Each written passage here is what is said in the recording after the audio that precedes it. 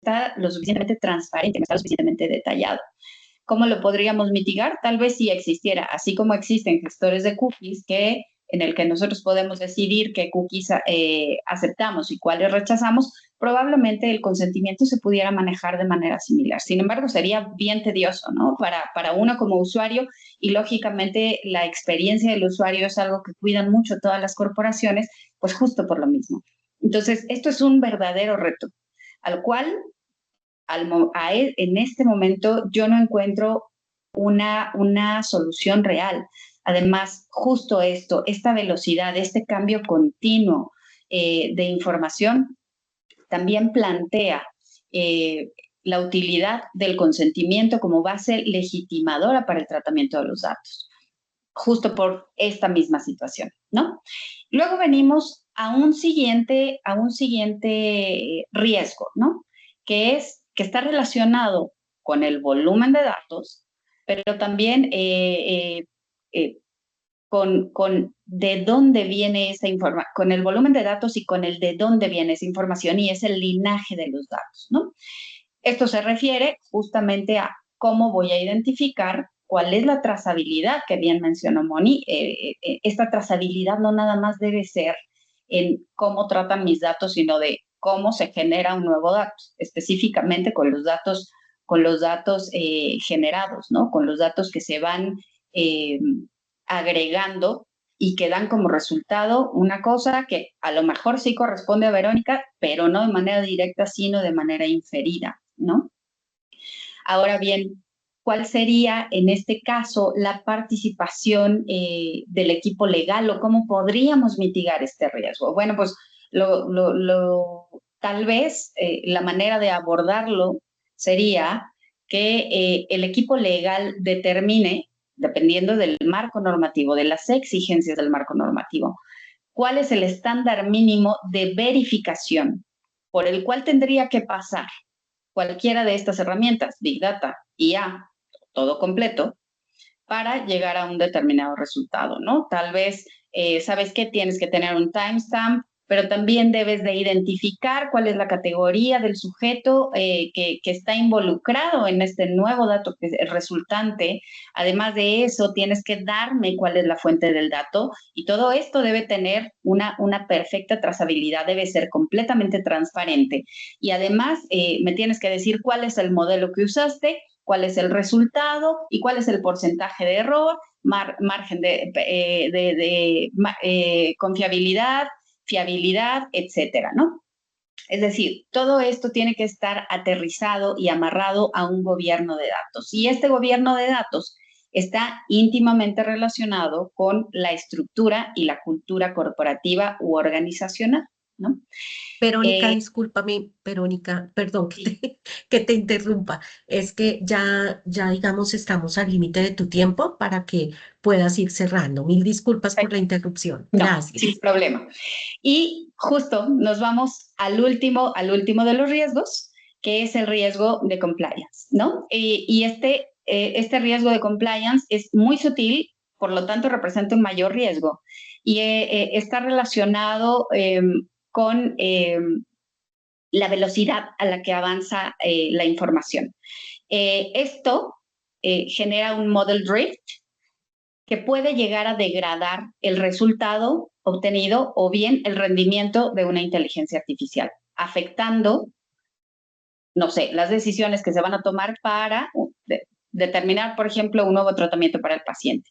La manera en la cual podemos mitigar estos riesgos pudiera ser, por ejemplo, aplicando barreras de contención. Y estas barreras de contención tendrían que realizarse a través de monitoreo continuo, es decir, el equipo legal tendría que estar monitoreando cuáles son los requisitos legales en materia regulatoria y o las demás materias que pudieran estar intervenidas, identificando cuáles son los umbrales permitidos para que entonces se los proporcione al equipo técnico y el equipo técnico pueda configurar dichos umbrales en estos modelos que pudiera estar utilizando o aplicando a la investigación clínica, ¿no? Voy a cerrar nada más diciendo que es medular que el equipo legal y el equipo técnico tengan una comunicación directa, abierta y transparente para que el equipo técnico entienda cuáles son las necesidades y las exigencias desde el punto de vista legal, y el equipo legal también pueda entender cuáles son las necesidades del equipo técnico y que, bueno, puedan colaborar de manera conjunta. Y con esto cierro. Muchísimas gracias. Muchísimas gracias, Verónica. Muy buena tu explicación en un tema que es apasionante, de la mayor envergadura, actualidad y de angustia colectiva, porque yo creo que a todos nos encanta el invento de la inteligencia artificial, pero nos sobreviene y nos genera mucha angustia. Así que nos has dado muchas luces. Viene ahora una sesión de preguntas y vamos a empezar por Estefanía del estudio ABL, un participante. Estefanía, si prendes tu cámara, muchas gracias. Si Carla Olvera también prende su cámara y Verónica, también tenemos una pregunta para ti. En 2 minutos, Estefanía, haciendo un gran esfuerzo de tiempo, te preguntan, a ver, dame un segundo, ya. Más allá de la adopción formal del código de ética, ¿qué mecanismos o indicadores consideras que son esenciales para evaluar su actividad real en la práctica diaria y garantizar que no se quede solo en un documento declarativo? Te pregunta un participante. Adelante.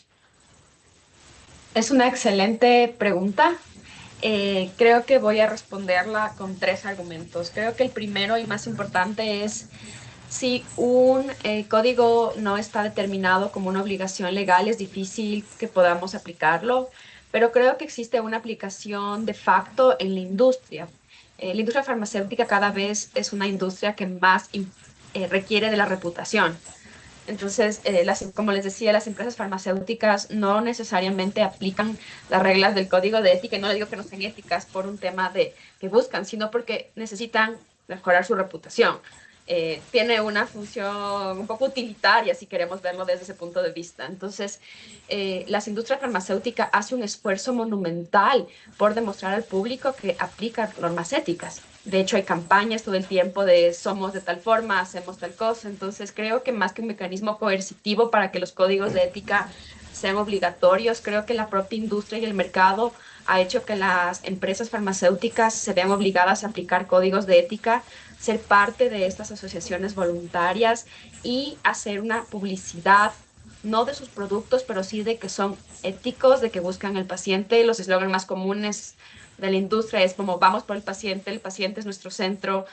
Y tal vez en países como Latinoamérica o Europa puede ser incluso más fácil la aplicación de estas políticas tan rigurosas de código de ética, porque el lobby farmacéutico está prohibido, lo que no pasa en otras legislaciones en las cuales puede ser más difícil que una empresa vaya a esto. Pero más allá de eso, creo que es únicamente un tema de reputación, un tema de buenas prácticas y un tema de que toda la industria está yendo para una adopción real de estas prácticas.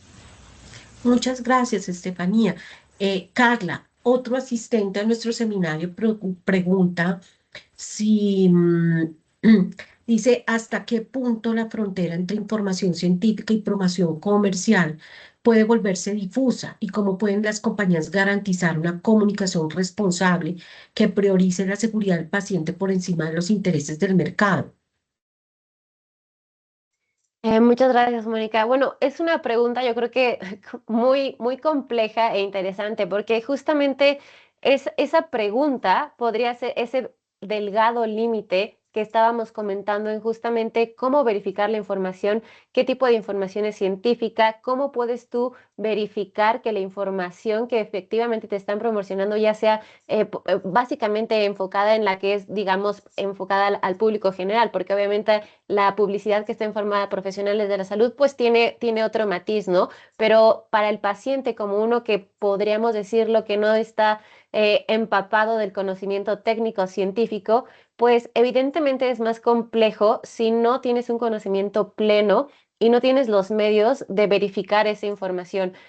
Por ejemplo, en el caso de los medicamentos, una vez que tú tienes acceso a una campaña publicitaria, pues sí hay ciertos mecanismos, por ejemplo, en lo que tú puedes solicitar información respecto al tipo de de material que te están promocionando para tú de cierta forma tratar de verificar si no te están engañando, si lo que te están informando es certero o no. Y tú también como paciente también tienes la responsabilidad, de cierta forma, no puedes dejarlo únicamente al papel, a la imagen, al audiovisual que tú estás verificando. Tienes la responsabilidad tú de acudir, y por algo existe esta regulación, acudir con un profesional de la salud o a los medios correspondientes de las autoridades sanitarias, pues para verificar esto, ¿no? O sea, tú tienes los medios disponibles para tratar de asegurar que los medicamentos que tú estás administrando a tus familiares o personalmente, pues son seguros, cumplen para la indicación terapéutica para la que los adquiriste.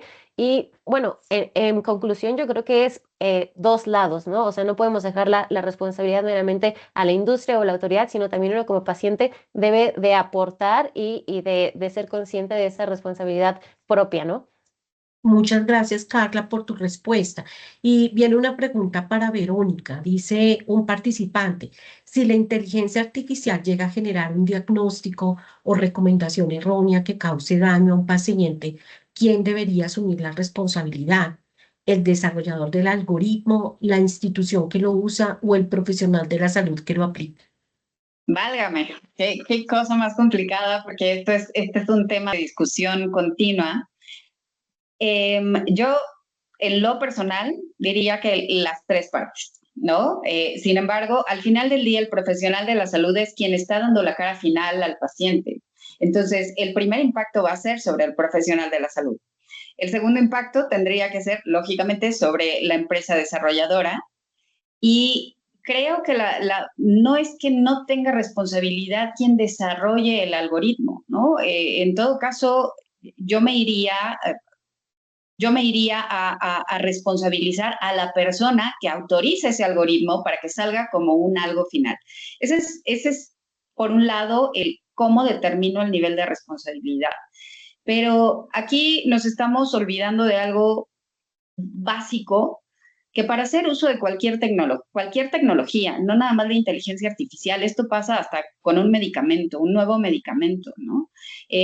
Para poderlo liberar, tiene que pasar por un montón de pruebas y y una vez que se libera esto, al final del día es el médico quien asume la responsabilidad por hacer ese diagnóstico y por mandar ese tratamiento. En este caso tendría que ser igual en los diferentes niveles. O sea, la responsabilidad que se menciona está como por etapas. La etapa del desarrollo, la etapa de la implementación y luego la etapa ya de la aplicación o del uso que llega hasta el usuario final, que en este caso sería el médico, ¿no? Tratante. Entonces, cada uno tiene responsabilidad en su respectiva etapa. Para que un algoritmo pueda salir a una siguiente fase, tuvo que haber pasado por una fase de prueba, por este sandbox, y este sandbox tuvo hasta cumplir con un determinado nivel de certeza, fiabilidad, viabilidad, etcétera. Bueno, pues entonces pasa a una siguiente etapa, ¿no? Entonces, en lo personal, yo diría que los tres. ¿Cómo se está regulando? Todavía no sabemos, ¿no? Desde el punto de vista normativo vamos bastante atrás. Son pocas las jurisdicciones en las cuales ya existe una manera de sancionar el uso irresponsable, porque en este caso sería un uso irresponsable de este tipo de tecnologías. Entonces, en lo personal, son las tres, cada uno en su respectiva etapa. Muchísimas gracias, Verónica. Y por último, me hacen una pregunta y me dicen cómo hacer un uso adecuado de los datos personales frente a hallazgos incidentales cuando el consentimiento fue otorgado para un fin específico. Y esta también es una pregunta pues muy interesante porque hace que se contraponga el deber ético de comunicar un hallazgo potencialmente relevante para la salud del paciente y la limitación legal que trae nuestra normativa colombiana de no tratar datos para finalidades distintas a las consentidas. Entonces, ¿cómo podría uno solucionar eso? Pues primero, revisar el alcance del consentimiento inicial y ver si se limitó a una investigación específica, si no contemplaba el tema de los hallazgos adicionales y si no puede ampliarse de manera automática. Un segundo aspecto podría solicitar un nuevo consentimiento informado contactar al titular, al paciente o a su representante para poder obtener una autorización adicional específica y que pueda ser verificable. Y también, por último, pensaría yo evaluar la relevancia y la proporcionalidad del hallazgo, es decir, que no todo hallazgo incidental debería causar una nueva comunicación. Pensaría yo que solo aquellos que son de un valor clínico significativo, valioso, científicamente y susceptiblemente, necesariamente que tengan alguna relevancia, ¿cierto? Y por último, pensaría yo que si ya es un tema demasiado complejo, pues los comités de ética en ensayos clínicos siempre están a la orden del día para poder analizar cada caso y preponderar el principio de beneficencia frente a la autonomía y el otro tema que es la confidencialidad. Con esto damos cierre a este bloque, haciendo una muy corta conclusión, y es que en temas de ética, pues hay seguridad, hay códigos, hay normas que se deben seguir. En temas de inteligencia artificial hay mucho que está por hacerse. Como Verónica lo decía, no hay mucha regulación en el tema y es necesario criterios y normas. En temas de publicidad, pues vemos que hay un sistema dual, como Carla nos lo decía, ¿cierto? Y que también funciona así mismo en Colombia, la autoridad de consumidor, las normas también regulatorias sobre los temas de estos temas de publicidad. Y por último, en datos y en información de datos, pues lo importante es cumplir para poder tener un paciente confiado en estos temas de ensayos clínicos y farmacovigilancia. Muchísimas gracias a las conferencistas y damos el paso al último bloque y a Gilon Beta. Muchísimas gracias. Efectivamente, entramos al último bloque. ¿Qué vamos a conversar en este caso? De la rápida y correcta actuación de las autoridades regulatorias es vital para la industria farmacéutica. Ya lo hemos visto a lo largo de las diferentes paneles, nos lo dijo Maritza Arreategui, nos lo dijo también Mónica Bonet. Las demoras en trámites ante organismos como agencias sanitarias pueden afectar a pacientes y empresas, contraviniendo normas que obligan a dar respuestas en plazos establecidos. Por eso hemos planteado este panel, para poder entender cómo se maneja en las diferentes jurisdicciones que nos acompañan en este momento, cómo se manejan este tipo de retrasos, cuáles son las alternativas judiciales o administrativas. Procedo a presentar a cada uno de los panelistas. Iniciaremos con Humberto Vega, abogado por la Universidad Panamericana de México, con una maestría en Derecho Administrativo, asociado en Aroche y Linder, especializado en litigios administrativos en salud, patentes, marcas y contratación pública. Fue asesor jurídico en el Sistema Nacional de Seguridad Pública y es profesor de Derecho en la Universidad Panamericana. También nos acompañará Ignacio Gilmore, socio de CARI en Chile, lidera los grupos de Derecho Farmacéutico, Biotecnología y Derecho Público. Es abogado por la Universidad de Chile, donde fue profesor y ayudante de cátedra, docente en programas de posgrado en regulación farmacéutica en universidades chilenas y latinoamericanas. También nos acompañará Andrea Vargas Quesada, asociada de BLP Abogados de Costa Rica, especializada en propiedad intelectual y registros sanitarios, licenciada en Derecho por la Universidad Escuela Libre de Derecho, con especializaciones en Derecho Notarial y Registral y Derecho Comercial. Y por último, pero no menos importante, Marta Fernández Pepper, abogado por la Pontificia Universitaria Católica del Perú, con más de 25 años de experiencia en propiedad intelectual, life science y derecho de la competencia, socia en la firma Diez Canseco Abogados, reconocida por rankings internacionales como Chambers, Legal 500, etc. Es expresidenta de la APPI y miembro activa de ACIPI, docente y autora en temas regulatorios y DPI. En este momento me complace dar la palabra a Humberto Vega. Humberto, te recuerdo que tienes 15 minutos y quiero dar un agradecimiento público a Humberto, que se encuentra al otro lado del mundo con 12 horas de diferencia y ha pasado con nosotros durante toda la mañana y ahora estoy segura que nos iluminará con todo ese conocimiento para compartir. Angie, muchísimas gracias. Y no, al contrario, gracias a ustedes, gracias por estos últimos bloques. He estado aquí escuchando atentamente y de verdad que he aprendido bastante. Entonces, pues gracias a ustedes. un gusto estar aquí con todos ustedes. Me complace poder hablar de este tema tan apasionante y que creo que en todas las jurisdicciones en las que estamos, los aquí presentes, que no solamente incluye México, sino diversos países de Latinoamérica, pues hablar de un tema tan actual, que es cómo defendernos, cómo hacer valer nuestros derechos, los derechos de las empresas en donde muchos de nosotros laboramos frente a las autoridades regulatorias. Y creo que podríamos ponernos a hablar de este tema mucho, mucho tiempo. Da mucho para qué platicar, cuestiones que podemos abordar, pero pues bueno, haré el mejor esfuerzo para en el plazo establecido poder abarcar ciertas particularidades que quisiera abordar el día de hoy. De hecho, voy a poner también aquí un temporizador porque luego tiendo a pasarme el tiempo establecido, entonces mejor así. También voy a compartir rápido mi pantalla, a ver si la pueden ver. Este, Angie, ¿crees que me puedas decir si se ve mi pantalla? No sé. Sí Mm, se ok, ve perfectamente. Yo te aviso si es que perfecto. no corre el slide, pero por el momento se ve perfecto. Muy bien, perfecto. ¿Cómo, Como primero, bueno, estructuraré la plática y me regreso tantito, en dos bloques principales. Primero, ¿qué estrategias tenemos, estrategias legales para acelerar trámites regulatorios?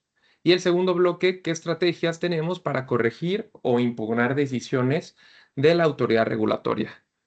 Eh, Jurisprudencia clave en México. ¿Qué significa esto? Es qué precedentes tenemos al día de hoy que nos pueden ayudar a orientarnos en estas acciones particulares. Acelerar decisiones. Para hablar de este tema, acelerar decisiones, primero creo que tenemos que abordar una figura que en derecho la conocemos como silencio administrativo y me parece que se enseña en todas las universidades, al menos del sistema jurídico continental, eh, el tema del silencio administrativo. ¿Qué es el silencio administrativo y cómo nos lo enseñaban en la universidad y como en la práctica lo hemos visto? Es el mayor grado de arbitrariedad que puede existir de parte de la administración pública.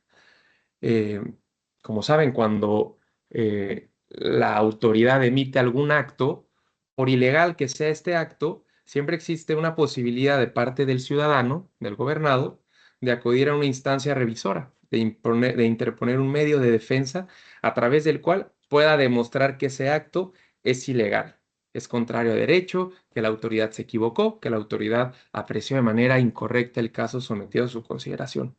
No obstante, el silencio administrativo nos pone como ciudadanos en una situación de completa desventaja. ¿Por qué? Porque simplemente no tenemos resolución o acto administrativo que podamos, en principio, impugnar. Le pedimos a la autoridad que nos emita una autorización y la autoridad no dice absolutamente nada y nos deja en un estado de indefensión absoluta. ¿Qué remedios se establecen en la ley para, para remediar esta situación? Ficciones jurídicas. Y aquí creo que mis compañeros abogados de otras jurisdicciones pues estarán de acuerdo que también en sus jurisdicciones se establecen estos remedios jurídicos, una especie de principios generales que regulan o buscan precisamente atender a esta problemática, que es qué hacer cuando la autoridad no dice absolutamente nada, ni sí ni no. Pues bueno, para ello se crean dos ficciones jurídicas. Uno es la negativa ficta y otro es y otra ficción es la afirmativa ficta. ¿Qué significa esto? Que la autoridad, ante el vencimiento del plazo con el que cuenta para resolver un determinado caso, para emitir una determinada resolución o decisión, si la autoridad no dice nada, entonces se entenderá que para el mundo jurídico la autoridad emitió ya una respuesta. La regla general, y sobre todo en materia farmacéutica, sanitaria, regulatoria, es la negativa ficta. En casos excepcionales, las leyes, los reglamentos establecerán una consecuencia diversa, que es la afirmativa ficta. ¿Qué significa la negativa ficta? Que si yo le he pedido a la autoridad administrativa, en este caso una autoridad regulatoria, como en México puede ser la COFEPRIS, si le pido que me emita un registro sanitario para amparar la seguridad, calidad y eficacia de un medicamento y la autoridad no me resuelve en el plazo establecido, entonces al vencimiento del plazo, ante el silencio de la autoridad, yo puedo entender que mi resolución se resolvió ya de manera negativa. ¿Por qué es importante estas negativas fictas y por qué se consideran un remedio ante la arbitrariedad? Porque el mero hecho de que exista la resolución da la posibilidad de abrir la puerta a un juicio, a un medio de defensa. Por eso, entre paréntesis, aquí podrán ver en el slide, pongo juicio contencioso administrativo, porque es el medio que me permite, al menos en México, eh, impugnar esta resolución. Claro está, ¿cuál será el principal vicio de esta resolución? La principal ilegalidad, pues es que la autoridad no te está diciendo por qué te negó. Es una negativa ficta, para el mundo jurídico existe, ficta porque pues, se entiende, es una ficción, pero al final de cuentas la autoridad te sigue sin decir por qué no, por qué te negó el trámite. En el curso de un procedimiento de esta naturaleza, la autoridad tendrá que decir las razones por las cuales negó el trámite y pues bueno, ya esto es más procesal, no me detendré en esto, pero es cuando el gobernado, el ciudadano, le toca dar las razones por las cuales considera que esa fundamentación y motivación de la autoridad es incorrecta. A lo que voy, este remedio, la existencia de una negativa ficta, lo único es que te permite irte a un juicio o irte a un recurso para atacar ese acto administrativo ficto. Otro remedio, y lo pongo aquí con unos asteriscos, es el amparo. Es un juicio constitucional, un remedio constitucional que busca atender de fondo a la situación de arbitrariedad que propicia el silencio de la administración. Y aquí me voy a la siguiente diapositiva, que es el derecho de petición. Este derecho de petición no solamente existe en México, sino en muchos otros países, en Colombia, en Perú, en Bolivia, en Argentina. No sé el artículo, pero sus constituciones, sus textos jurídicos, al igual que lo hace la Constitución mexicana, prevén una obligación del Estado a dar respuesta por escrito a cualquier petición o solicitud que le presenten los gobernados. ¿Qué significa esto? Que ante el silencio de la autoridad de dar respuesta, se genera una violación a este derecho. Por lo tanto, y al menos en México, ante violaciones a derechos fundamentales o derechos humanos, como se ha considerado que es el derecho de petición, existe la posibilidad de presentar un juicio de amparo. Me parece que en Colombia hay un medio similar, creo que juicio de tutela o algo por el estilo, y en las otras jurisdicciones habrá el equivalente, presentar un medio de defensa que obligue a la autoridad a emitirte una respuesta a tu trámite. Eso, y partiendo o más bien atendiendo al título de este bloque, acelerar trámites, es lo que en México utilizamos los abogados en sintonía con los equipos regulatorios de nuestros clientes. Es el mecanismo que utilizamos para acelerar las respuestas. A ver, es un hecho que las autoridades regulatorias, al menos en México, difícilmente respetan los plazos que establecen las leyes y los reglamentos para resolver trámites. Por ejemplo, para resolver una solicitud de registro sanitario, el reglamento vigente en México establece un plazo de 180 días, un registro sanitario para un medicamento.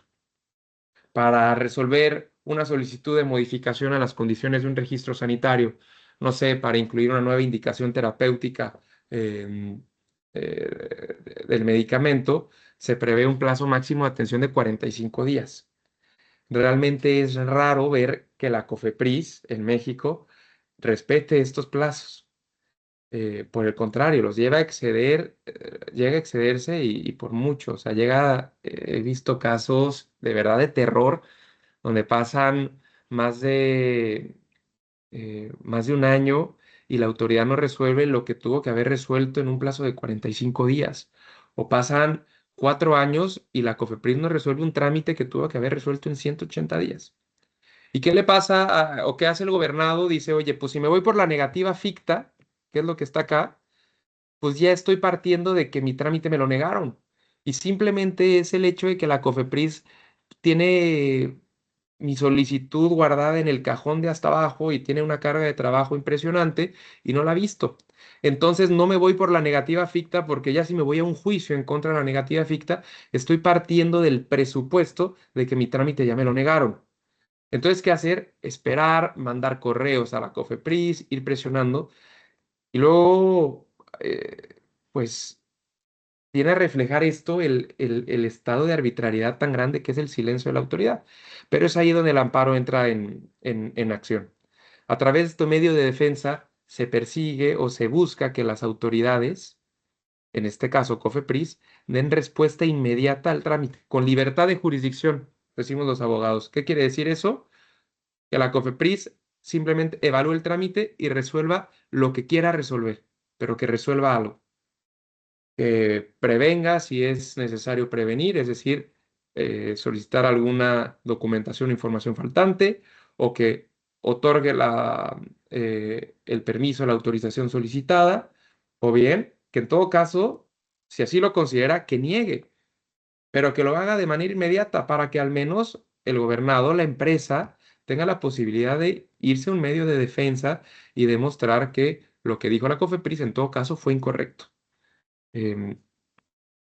Sobre este aspecto, ha habido un criterio que ha sido reiterado por diversos tribunales eh, eh, que sintetiza, y aquí lo pongo en esta diapositiva, eh, que el derecho de petición no debe, o más bien, que la negativa ficta que se actualiza por el mero transcurso del tiempo no debe considerarse como un impedimento para hacer valer la violación al derecho de petición. ¿Por qué? Porque en la práctica sucedía mucho que una empresa farmacéutica se iba al amparo para pedir o para hacer valer una violación a su derecho de petición, señalando que la autoridad había incurrido en un silencio arbitrario al no resolver su trámite. ¿Y qué decía la autoridad en defensa? Yo no he violado el derecho de petición porque el trámite ya está resuelto en sentido negativo en virtud de la negativa ficta. Aquí los tribunales fueron enfáticos en decidir que la negativa ficta no puede suspender ni limitar el derecho de petición. También señalaron que la negativa ficta en todo caso es opcional para el gobernado y no cumple el derecho de petición. El derecho de petición del gobernado exige necesariamente una respuesta por escrito y notificada en el domicilio del gobernado. Y Humberto, me muero de finalmente, la pena interrumpirte, te quedan 2 minutos. 2 minutitos, perfectísimo, Angie, no te preocupes, aquí concluyo. Y por último, el juez de amparo no puede decidir por el quejoso qué medio de defensa usar para remediar la situación de arbitrariedad. Es decir, si el quejoso quiere irse al juicio de nulidad, lo podrá hacer, o si quiere ir al amparo por un derecho de petición, también lo podrá hacer sin mayor limitación. Y por último, corregir e impugnar decisiones. ¿Qué medios de defensa existen para impugnar cualquier decisión de la autoridad regulatoria que se considere ilegal? Recurso de revisión administrativo y juicio contencioso administrativo. Estos medios de defensa tienen sus correlativos en otras jurisdicciones en términos similares. Y nada más para cerrar, me gustaría solamente dejar en claro esta tesis eh,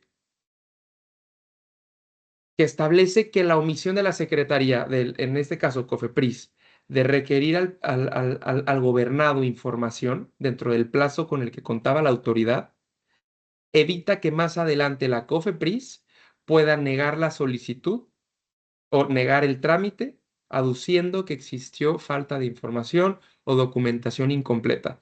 Esto es bien importante porque son maneras de salvar trámites que fueron negados o desechados por la COFEPRIS cuando dentro del procedimiento no hubo un requerimiento de información en tiempo. Tal vez hubo un requerimiento de información, pero si ese requerimiento fue a destiempo, entonces la autoridad ya no puede negar o desechar la solicitud sobre texto de falta de información. Esos son mecanismos jurídicos que existen muchas veces para conseguir de la COFEPRIS un pronunciamiento favorable, o más bien, para que a través de un juicio se obligue a la COFEPRIS a emitir un pronunciamiento favorable y ya sobre la marcha se enmienda y se regulariza el trámite, pero ya con la autorización, ya con la licencia concedida, lo que le permite a la empresa empezar operaciones y darle para adelante.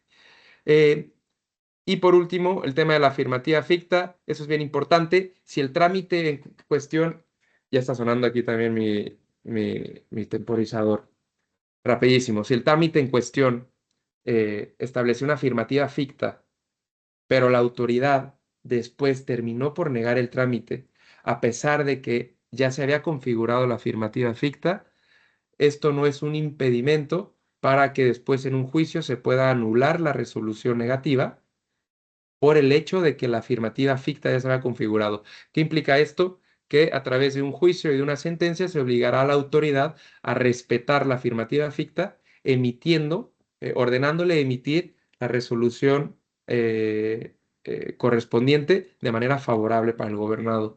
Son mecanismos jurídicos que existen y están a la mano de los particulares. ¿Para qué? Para corregir estas decisiones de la autoridad. Y pues bueno, Angie, perdón por el tiempo que me excedí. Muchas gracias por el tiempo y la invitación. Muchas gracias, Humberto. Doy la palabra en este momento a Ignacio Gilmore. Buenísimo. Muchas gracias, Angie, y a todos por estar acá en este tiempo y en este bloque. Entonces sí, voy a compartir acá pantalla para que me digan si es que pueden ver mi pantalla. Podemos ver tu pantalla. Si es que no deslizas las diapositivas, yo te avisaré. ¿La desliza? Sí, sin problema. Buenísimo. Bueno, muchas gracias, Angie. También a Mónica por la invitación en este panel. Encantado de estar acá y poder discutir, obviamente, los distintos temas tan interesantes que estamos viendo y que, como señalaba también anteriormente en el panel, hemos aprendido todos mucho. La idea, como ustedes señalaban anteriormente, es tener algunas consideraciones prácticas, legales y regulatorias en relación con una problemática que vivimos, obviamente, en la industria farmacéutica y biotecnológica, puede ser la dilación de procedimientos de registro sanitario o modificaciones de registro sanitario. Y la idea es recorrer no solamente elementos de jurisprudencia, ¿cierto? Y elementos normativos, sino que también un poco las cicatrices que hemos vivido dentro de la industria para efectos de poder tratar de acelerar esos procedimientos cuando muchas veces las alternativas o herramientas administrativas o judiciales no están disponibles.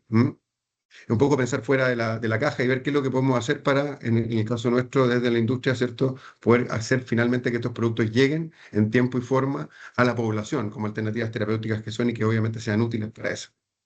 Entonces, ¿cuál es el problema que enfrentamos? ¿Bien? El problema que enfrentamos es la demora, el backlog, que vamos a ir viendo cómo ha sucedido en Chile, que se ha ido incrementando, ¿no es cierto?, en forma bastante ostensible, sobre todo en materia de productos biotecnológicos. Ahora, ¿cuál es el origen del problema? Y este origen del problema nos va a significar, o nos va a servir para después ver a las alternativas y herramientas que tenemos, tanto desde el punto de vista regulatorio, ¿cierto?, como de la ausencia a veces de alternativas judiciales. Se debe a que, y tal como lo vamos a ver con el ISP, a distintos factores. Uno, tenemos cada vez más solicitudes que son más complejas, ¿cierto?, productos biotecnológicos, temas que van ya con terapia génica, vamos a entrar dentro de la terapia, ¿cierto?, avanzada. Nuestra autoridad, en nuestro caso el Instituto de Salud Pública, tiene poco personal, tiene recursos limitados, ¿cierto? Hoy día estamos hablando en la mañana con la gente encargada de estudios clínicos que tienen 2 personas menos y ya tenemos una demora importante en autorizaciones, por ejemplo, de protocolos de estudios clínicos que permitan, obviamente, aprovechar la ventana de estudios clínicos en Chile. Esto es por lo tanto, un problema general Bien. Segundo, hay una falta de armonización en las solicitudes que de a poco se ha ido mejorando, como vamos a poder ver a través de distintos formularios y otras vías para evitar iteraciones de información. Y también tenemos elementos que son exógenos. La pandemia de COVID-19, ¿cierto? Sobre todo en materia de productos biológicos, ha significado un backlog importante. Y vamos a ver también que últimamente el ISP, en junio de este año, sufrió un ciberataque que ha enlentizado también mucho de sus procesos y por lo tanto estamos viviendo un problema bastante complejo. Ahora, ¿qué es lo que ha señalado el ISP dentro de este problema? Por ejemplo, para productos biológicos, y bien rápidamente pueden ver que en los últimos, desde el año 2022 al 2024, se presentaron o están en curso 153 solicitudes de registro, y de todos esos números, 119 estaban pendientes, o sea, solicitudes para que comprendamos de 3 años, ¿cierto? Casi el 80% estaban sin concluir. En nuestra normativa, el plazo, ¿cierto?, reglamentario para poder resolver un procedimiento administrativo de registro sanitario es de 6 meses desde pagado el arancel. Lo cierto es que ese plazo siempre ha estado sobrecumplido, o sea, nunca se ha cumplido adecuadamente, y generalmente teníamos productos de síntesis química aprobados entre 6 meses y un año, productos biológicos de un año y medio. Pero con el COVID, ¿cierto? Esto se enlenteció muchísimo y hemos tenido procesos que llegan a 2 años, a 3 años, lo que obviamente ha sido bastante complejo de poder, obviamente, resolver. ¿Y qué es lo que ha dicho el ISP? Esto, una presentación de ello, es que básicamente esto se debe a falta de personal, a la pandemia, ¿cierto?, a la complejización de productos y una precarización del trabajo, obviamente, que tienen en el instituto. Adicionalmente, como les decía, el 27 de junio de este año, el ISP fue objeto de un ciberataque, en el cual el sistema se cayó y los servidores no pudieron ser accesados durante más de 2 semanas. No hubo prestaciones para poder ingresar y obviamente no se podían, por lo tanto, ingresar solicitudes, pero lo más complejo, el problema que vivimos y que seguimos viviendo, es que parte de esa información, no obstante que no fue transferida hacia terceros, el ISP no ha podido acceder, ¿cierto? Ha perdido el acceso a esa información internamente y por lo tanto, como ustedes pueden ver acá, incluso el ISP está pidiendo que los terceros, los laboratorios, ciertos solicitantes, vayan reconstituyendo el dossier de información al cual no puede acceder el ISP, y como ustedes pueden imaginar lo que significaba en cuanto a la demora de procedimiento de productos de síntesis química, biológicos, modificaciones, entre varias otras prestaciones. Pero adicionalmente, y un poco acá tomando lo que señalaba obviamente el expositor anterior, tenemos en Chile un problema normativo, ¿bien? Porque claramente, si es que nosotros vemos que estos trámites tienen un límite, ¿cierto? Estos 6 meses que habíamos conversado, lo primero que uno puede tratar de hacer para solucionarlo es darle un valor positivo al silencio, ¿bien? Lo que se denomina silencio administrativo positivo, que obviamente era la positiva ficta que conversaba anteriormente para México. El problema es que para Chile esto tiene una solución normativa, específicamente en materia sanitaria, denegando la posibilidad de tener el silencio administrativo positivo. Este es el Código Sanitario que ustedes ven acá, que si la autoridad sanitaria, como ustedes pueden leer, no emite un pronunciamiento dentro de un plazo, ¿cierto? Acá habla de 30 días, pero acá tenemos un plazo especial que es de 6 meses, ¿cierto? La autorización se entiende concedida, que es la regla general del silencio administrativo positivo, dice salvo respecto a aquellas materias que, de acuerdo con la ley, requieren autorización sanitaria expresa. ¿Bien? ¿Y cuáles son las resoluciones, bueno, las materias que requieren autorización sanitaria expresa? Dentro de ellas, que están definidas en el decreto con fuerza de ley número 1 de 1989, está el registro de medicamentos cosméticos y pesticidas y también la modificación de registros, ¿cierto? Por lo tanto, la solución normativa, ¿cierto?, en Chile es que no tenemos un silencio administrativo positivo y por lo tanto, tal como lo ha dicho reiteradamente la jurisprudencia de la Contraloría General de la República y también la jurisprudencia judicial, el silencio no puede suplir el acto habilitante positivo en materia sanitaria. ¿Ven? Entonces, ¿cómo podemos trabajar con eso en materia administrativa cuando hay un proceso administrativo que, por ejemplo, es sancionatorio, no es habilitante? ¿Cierto? Se ha conversado sobre principios, por ejemplo, el decaimiento del procedimiento administrativo, en el sentido en que el que está siendo juzgado, ¿cierto? El que está siendo, el que se le busca responsabilidad, no puede quedar en la incertidumbre bajo el principio de certeza jurídica y, por lo tanto, si es que pasa un determinado tiempo, el establecido por la ley, debería decaer. Se había establecido jurisprudencialmente en 2 años. El problema es que para los procedimientos habilitantes, los que constituyen derecho, como lo que estamos buscando acá en el registro sanitario, esa resolución no nos sirve. No nos sirve que se decaiga el procedimiento porque básicamente, como vimos anteriormente, eso significaría que el proceso, estaríamos buscando que el proceso nos rechazaran los registros sanitarios. Justamente lo que queremos es llegar con los productos, obviamente, al mercado para los pacientes, y eso requiere de la autorización sanitaria expresa como un requisito sine qua non. Por lo tanto, no nos sirve esa vía. Bien, en materia judicial, el recurso del equivalente, ¿cierto?, a lo que es la acción constitucional que habíamos en México. En Chile se denomina acción o recurso de protección constitucional. ¿Bien? Pero solamente darles brevemente, en el año 2025, para este tipo de procedimientos habilitantes ante el Servicio Agrícola Ganadero, por ejemplo, por una subdivisión de un loteo, la Corte Suprema ha indicado que el plazo, ¿cierto?, de 6 meses de la Ley de Procedimiento Administrativo o los que establecen las legislaciones especiales resultan ser no fatales. Vale decir, no generan, ¿cierto?, tal como lo mismo, el efecto de silencio administrativo positivo, y lo único que pueden generar finalmente son o la responsabilidad administrativa del funcionario, pero para efectos de poder establecer una vía, por ejemplo, para establecer a través de un mecanismo jurisdiccional que reemplazara, ¿cierto?, el acto administrativo a través de una sentencia indicando que afectándose un determinado derecho constitucional, el derecho a ejercer una actividad económica lícita, discriminación arbitraria, igualdad ante la ley, etc., la Corte Suprema dijo que para efectos de poder establecer si hay una falta de servicio o una falta en cuanto al cumplimiento del plazo, que no es fatal, tiene que tenerse en consideración especialmente los recursos materiales que pueda contar la autoridad para efectos de resolver. Como vimos, ¿cierto?, es justamente lo que siempre la autoridad sanitaria alega que no tiene. Por lo tanto, en ese sentido, la Corte Suprema ha sido bien enfática en que no puede, ¿cierto?, a través de esta vía jurisdiccional, suplirse la voluntad de la autoridad sanitaria y debe resolver en el minuto que corresponda. No obstante, la responsabilidad de funcionarios que puedan haber posteriormente respecto de la conservación de los recursos o cómo se básicamente materializa el principio de celeridad y de resolución de los procedimientos administrativos. Pero generalmente los laboratorios, la industria farmacéutica no va a ir a perseguir la responsabilidad del funcionario porque eso básicamente no le va a solucionar el problema de tener el registro y generalmente genera una tensión que uno no está buscando con la autoridad. Entonces, cuando tenemos eso, tenemos que enfrentar el problema, ¿cierto? ¿Qué hacemos?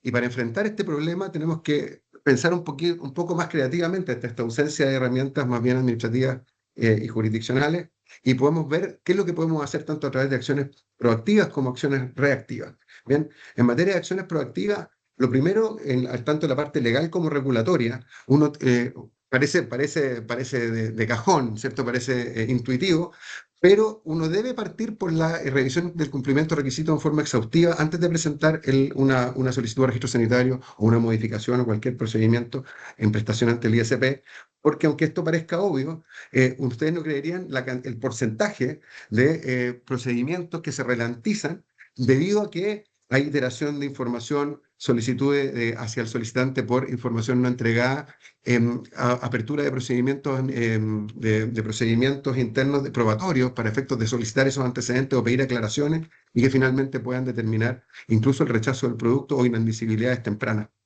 Por lo tanto, una vez que a ti te abren un término probatorio, te genera una admisibilidad, vuelve un procedimiento administrativo que establece otros tipos de plazo y le da más plazo también, por lo tanto, obviamente, tanto al solicitante como a la autoridad para poder resolver. Y eso obviamente va alargando, por un lado, el procedimiento y segundo, te va sacando de la fila de aquellas revisiones prioritarias que obviamente van a estar siendo administradas en forma correcta, aquellas que no requieren, ¿cierto?, de nuevos antecedentes o de nuevas solicitudes de información.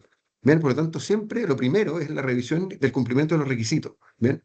Segundo, tal como veíamos anteriormente, parte de la ralentización de los procedimientos se debe obviamente a la capacidad que pueda tener el ISP, pero también muchas veces por la forma en que yo entrego la información. Esto es una resolución de este año, del año 2025, y la traigo a colación en relación con los formularios que acaba de aprobar el ISP para efectos de entregar antecedentes de calidad farmacéutica en las solicitudes de registro sanitario. ¿Y por qué? Porque veamos lo que dice el ISP para justificar estos formularios. Establece que el incremento de las solicitudes, ¿cierto? Generalmente, que estamos generando más solicitudes y más complejas, obviamente genera un retraso en los plazos para efectos de poder aprobarlo. Se detecta en parte, ¿cierto?, que la entrega de estos antecedentes no está sistematizada, sobre todo en materia de calidad. Obviamente eso genera desorden, demora y dificultades en la revisión por parte de la autoridad y por lo tanto se generan formularios para facilitar la entrega de información y que disminuya la iteración continua de esta información y obviamente la revisión y la mejora de los plazos por parte de la administración. Por lo tanto, utilizar los formularios, pensar empáticamente también en la autoridad en cómo ellos van a revisar, ¿cierto?, esa información para efectos de anticiparnos y presentarla de aquella forma en que resulte en el mejor formato posible para su revisión acelerada.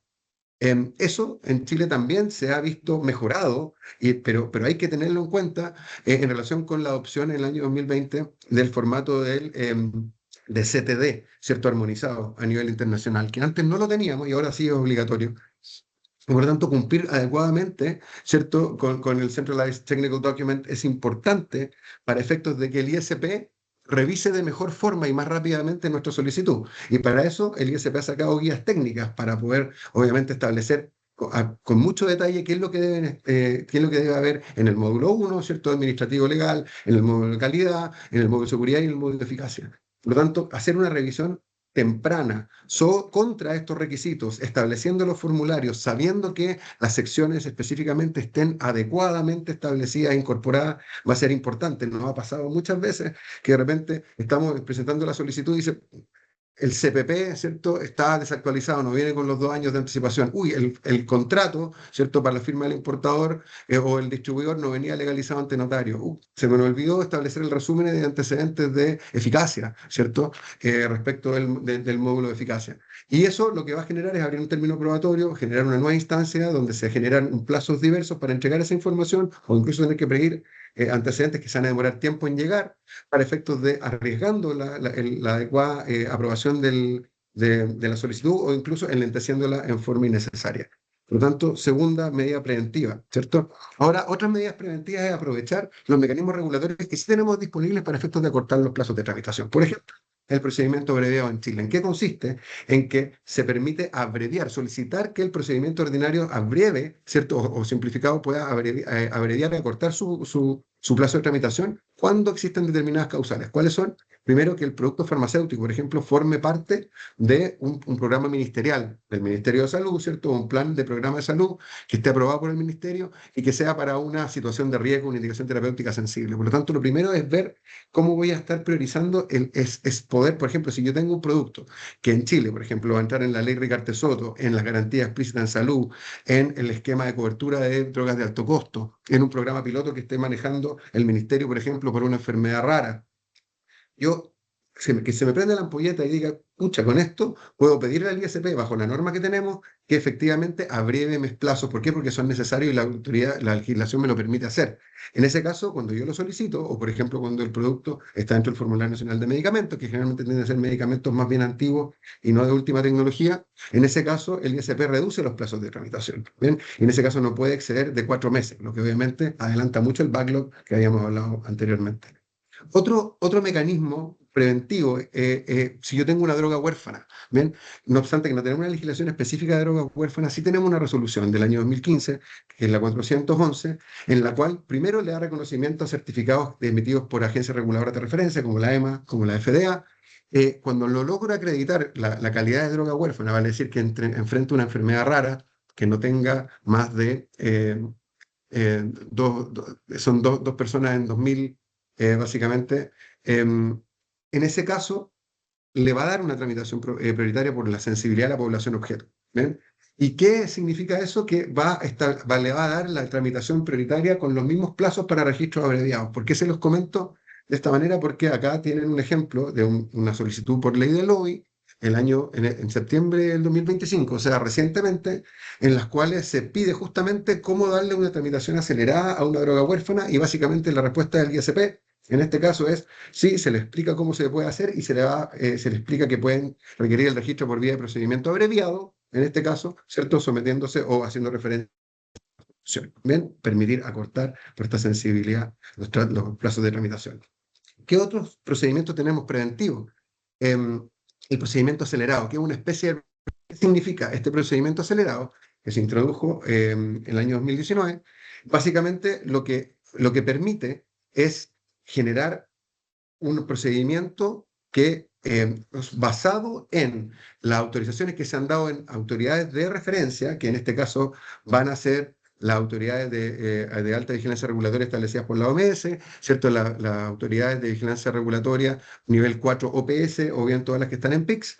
En el caso en que yo tenga una aprobación previa por parte de esas autoridades, voy a poder, entregando el CPP otorgado por una de esas agencias, para una misma indicación aprobada por una de esas agencias, ¿cierto?, presentando el mismo dossier completo que se presentó ante esa agencia y no habiendo sido denegada por ninguna de las agencias de alta de referencia, ¿cierto?, que estamos viendo acá en ninguno de esos países, el dossier del producto. En este caso, la autoridad va a reducir también el plazo, va a acelerar el procedimiento y en ese caso la legislación establece que no puede superar el procedimiento más de 3 meses. ¿Bien? Ahora, Ignacio, te tengo que interrumpir. Mil Sí, disculpas por interrumpirte, es la peor tarea de todas. Te queda 1 minuto. sí, termino de inmediato. El problema es que estos procedimientos no aplican para productos biológicos, es por eso que el ISP ha estado ensayando, ¿cierto? Reliance también para productos biológicos, esto sí fue un piloto, básicamente en forma muy parecida, en que las agencias de referencia, que en este caso son la FDA, la EMA, Japón, UK y Australia, donde puedo entregar información de autorización en esas agencias, por lo menos en 2 de esas agencias de referencia que no haya sido rechazada en ninguna, y se hace una evaluación abreviada, ¿bien? En el cual la evaluación no se hace sobre todo el CTD dossier, sino que básicamente se basa en el módulo 2, y por lo tanto obviamente genera una aceleración importante de este tipo de registro.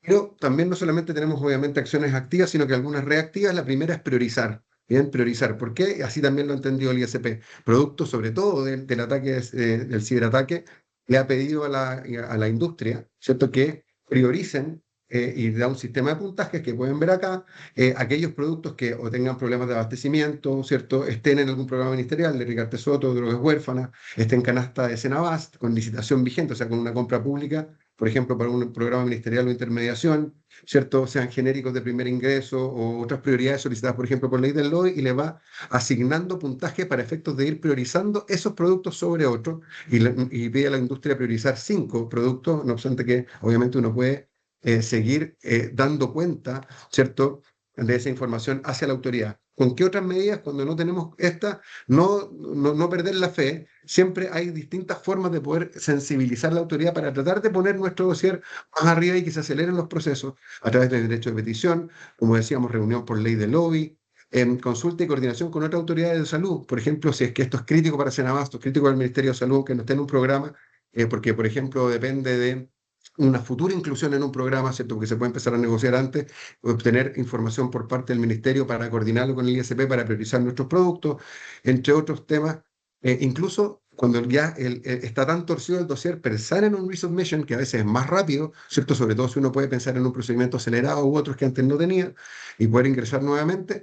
Y finalmente, incluso en el caso de rechazo, la autoridad, la regulación permite un reingreso prioritario dentro de los primeros 6 meses, en los cuales el ISP tiene 3 meses para resolver solamente por antecedentes faltantes. Por lo tanto, hay varios elementos para pensar. Yo sé que es poco el tiempo, les agradezco la paciencia, y cualquier consulta, encantado de poder responder. Ignacio, muchísimas gracias. Ya tenemos algunas preguntas para ti, te las plantearé en su momento. Y ahora le doy la palabra a Andrea Vargas, que nos dará su expertise desde Centroamérica, concretamente desde Costa Rica. Andrea. Bueno, buenos días, buenas tardes a todos. Muchísimas gracias, Angie y Mónica, por la invitación. Les voy a compartir. ¿No? Me confirman nada más si la pueden ver. La podemos Un ver. Te minuto. pediría que ¿Ahí? adelantes un poquito para ver si es ¿Ahí? que... Me Sí, confirmas. perfecto. Ok, Está perfecto. perfecto. Entonces. Ok, perfecto. Bueno, muchísimas gracias. Bueno, para mí es un verdadero gusto poder estar aquí con ustedes el día de hoy y en representación de BLP poder conversar un poco sobre algunos temas relevantes y casos emblemáticos en sí para lo que es la obtención e impugnación de registros sanitarios. Bueno, primeramente, ¿verdad? Me gustaría compartirles algunos objetivos que vamos a analizar a lo largo de esta conversación, específicamente con respecto al tema de revisar casos emblemáticos para poder obtener e impugnar estos registros sanitarios. Si bien también identificar algunos errores administrativos y el impacto que tienen esos errores en los procesos de registros, y también poder extraer algunas recomendaciones y temas de buenas prácticas para poder optimizar la gestión de nuestros procesos de registro. En sí, aquí.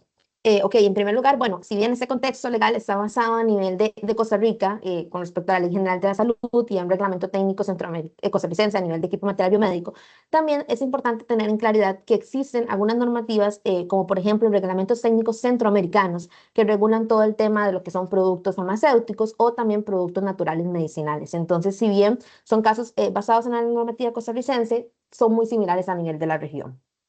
En primer momento, bueno, me gustaría comentarles este caso que les traía para el día de hoy. Es específicamente de un medicamento, ¿verdad?, que fue inscrito en el 2015.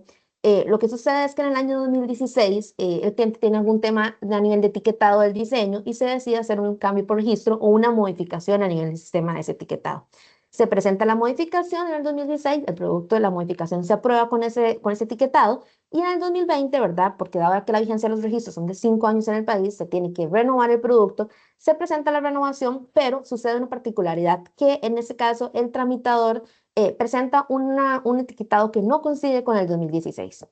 Es distinto, pero sin embargo la autoridad revisa el trámite y no visualiza ninguna observación con respecto a esto y aprueba el trámite con ese etiquetado que es diferente al de 2016. ¿Qué sucede? Efectivamente, este año, cuando se tiene que volver a renovar el producto, ¿verdad? El evaluador a cargo sí puede visualizar que hay una diferencia en el etiquetado del 2025 que se está presentando con el cambio por registro presentado a nivel de 2016. Entonces, ¿qué sucede? En ese momento el evaluador previene el trámite, ¿verdad? Efectivamente indicando que no coincide a nivel de etiquetado la última aprobación a nivel de diseño con la renovación, y que efectivamente no es factible en ese momento dar la posibilidad para poder hacer el cambio por registro, dado que es un medicamento que se presenta con una situación muy particular, que es a nivel de declaración jurada. Esto quiere decir que se promete en la declaración jurada, ¿verdad? Se declara efectivamente que el medicamento no tiene cambios y que se desea probar tal cual está, pero efectivamente sí hay un nivel de cambio a nivel de etiquetado. ¿Qué sucede? Bueno, en estos casos efectivamente el producto está en proceso y lo que se decide es primero conversar con la autoridad, agotar todos los medios con la autoridad, poder tener una reunión para poder explicarle que efectivamente este error sí, si bien conviene a nivel de tramitador del 2016, pero que también existe un error a nivel de autoridad en el 2020, dado que se presentó el mismo etiquetado del 2025, pero no se visualizó ninguna diferencia a nivel de diseño. Efectivamente, bueno, se logra conversar con la autoridad. En un primer momento, la autoridad indica que efectivamente no es viable esta opción, dado a que a nivel de la Ley General de la Administración Pública, lo que sucede en el caso de Costa Rica específicamente, es que ellos, la administración como tal, tiene la potestad de poder rectificar los errores materiales y de hecho, y es en ese caso lo que está haciendo rectificando. Si bien se entiende ese punto, pero se conversa con ellos directamente sobre un tema de que al final hay una responsabilidad conjunta aquí, tanto del tramitador como del evaluador a cargo, y que efectivamente durante esos 5 años, ¿verdad? Este producto no tuvo ninguna observación por parte de la autoridad, ni ningún tema de que hubo algún dolo, ¿verdad? Una existencia de mala fe por ninguna de las partes, que efectivamente otra cosa que es muy importante a nivel de medicamentos es efectivamente que no exista un riesgo latente para la salud pública. En este caso es un medicamento específicamente que va dirigido al sector lo que es del uso profesional y no se comercializa en el mercado de libre venta, entonces efectivamente no hay ningún incumplimiento desde ese punto, y tampoco se ha otorgado un perjuicio, ¿verdad? Ha producido un perjuicio a terceras personas por esta situación de etiquetado. Entonces, bueno, si bien esta situación es bastante reciente, de este año, se está en ese proceso con la autoridad, al final han terminado aceptando algunas opciones con respecto a temas de declaraciones, se está pidiendo la posibilidad, todavía se cuenta en trámite, de poder, ¿verdad?, solventar esos casos que en sí suceden bastante a nivel de los trámites de registros sanitarios, con la posibilidad de presentar algún tipo de compromiso donde efectivamente la renovación se apruebe para no perder el trámite, incluso no perder el registro sanitario, y poder después, de una vez aprobada la renovación, ¿verdad?, realizar el trámite correspondiente a nivel de diseño.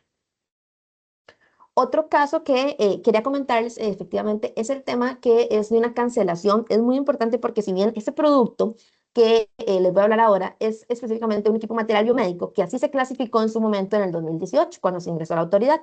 Se sometió, la autoridad realizó toda la verificación de la documentación, todo fue acorde y se declaró conforme a la categoría de equipo material biomédico. ¿Qué sucede? En 2024, dado que se está haciendo como una revisión interna de los registros, se entera la empresa que efectivamente este producto está cancelado a nivel de la autoridad. Entonces, efectivamente, se va a conversar con la autoridad para conocer por qué esta cancelación, dado que nunca fue notificada, y se demuestra que la autoridad emitió en su momento, hace más de un año, una orden sanitaria indicando que el producto en sí no tenía que ser clasificado y que fue un error de ellos a clasificarlo como equipo material biomédico, siendo lo correcto clasificarlo como un medicamento. Aquí hay temas importantes porque, bueno, efectivamente el hecho de otorgar un registro de medicamento, de poder cambiar esa clasificación, es un proceso complejo, es un proceso que demora incluso hasta 8 o 12 meses en el país. Entonces, efectivamente, el producto no se puede seguir comercializando porque nos damos cuenta de que tiene una cancelación. ¿Qué sucede? Se habla con la autoridad para poder verificar y ver a quién fue el que notificaron esa cancelación. No se logra tener claridad del correo para notificaciones, no coincide con el correo autorizado a nivel de sistema, ¿verdad? Para proceder con esta notificación. Y es muy importante que estos productos tienen un impacto a nivel de país, porque es un producto bastante importante para temas de hospitalizaciones, ¿verdad? De clínicas y también con temas de distribuidores. Entonces, si bien hay otros temas a niveles comerciales que afectan a este producto como tal, y bueno, se decide que efectivamente, ya que se tiene una cancelación, los trámites oportunos, en este caso el medio de impugnación correspondiente es un recurso, establecidamente un recurso de revisión para que la autoridad lo pueda verificar. Si bien en un primer momento el recurso de revisión lo declaran extemporáneo, dado que efectivamente no coincide la fecha de la notificación que nosotros tenemos con la fecha en la que notificó la autoridad, porque nunca fue notificado en sí, y se plantea en sí, al rechazo de esa resolución del recurso de revisión, un recurso de reposición específicamente fundamentado en ese tema de la irregularidad de la notificación y el derecho de defensa. También es importante que en este caso, bueno, es un proceso que si bien ya fue cancelado, los medios oportunos son los recursos y en este caso lo que se desea es impugnar esa notificación, ¿verdad? Para que todos los actos que tienden a llevar a esa cancelación del registro sean anulados y en sí se dé el tiempo suficiente o la prórroga suficiente para poder hacer ya sea la clasificación correcta del producto o efectivamente, ¿verdad? Analizar las opciones que se tienen para específicamente ese producto en particular. También otro caso que les quería comentar es con respecto a un trámite de un dispositivo que si bien ese trámite tiene una particularidad porque es un proceso usual de registro a nivel de Costa Rica, donde efectivamente bueno, el trámite se somete para inscripción, ¿verdad? Es un trámite que demora bastante a nivel de la autoridad, porque como le decían los compañeros anteriores, si bien tenemos plazos legales, las autoridades a nivel práctico tienen sus tiempos, entonces se somete para la inscripción y la autoridad en el momento de la revisión previene el trámite indicando que efectivamente la documentación aportada no coincidía con la documentación a nivel de formulario. ¿Qué sucede? Efectivamente, bueno, se solicita por parte de la autoridad, ¿verdad? Efectivamente que se emita, en este caso, una carta para poder aclarar esa situación de las empresas que son parte del trámite como tal y que se proceda con todas las particularidades y formalidades para este documento. Si bien, bueno, se consigue la carta, ¿verdad? Se solicita una prórroga porque el tiempo suficiente, no, el tiempo normal de la prórroga que da la autoridad no es suficiente para poder obtener este documento postillado. Se otorga una prórroga adicional, ¿verdad? Que en este caso, en el caso de sus países son de 3 meses y esa prórroga, bueno, con este momento se presenta en la carta con estas formalidades. Si bien se da respuesta, pero se recibe un rechazo por parte de la autoridad en el momento, indicando que la documentación no demostraba esa relación entre las empresas. En estos casos, cuando ya se tiene un rechazo por parte de la autoridad en sí, lo que procede efectivamente, al igual que el caso anterior, es un recurso, específicamente un recurso de revocatoria con apelación, indicando que efectivamente se presentó toda la documentación, ¿verdad? Y con los argumentos suficientes que evidencien que, en fin, demostraba esa relación entre las empresas.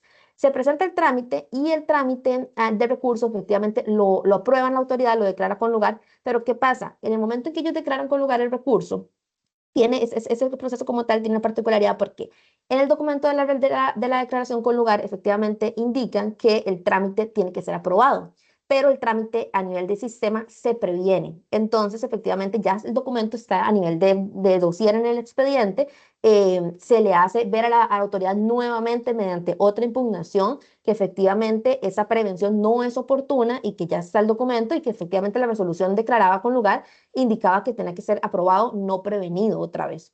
Eso, ¿verdad? Obviamente demora un poco el proceso, pero con esta nueva impugnación se puede otorgar y se puede otorgar la aprobación del trámite porque efectivamente la autoridad verifica que es un error a nivel administrativo y error específicamente del ministerio y o sea, y lo que nos indican es que omitamos esa prevención, ¿verdad? Y que se devuelva el trámite para su aprobación. El trámite es aprobado correctamente y es un caso, ¿verdad?, de éxito donde efectivamente, a pesar de que, de que se impugnó 2 veces el proceso, se puede lograr un resultado favorable.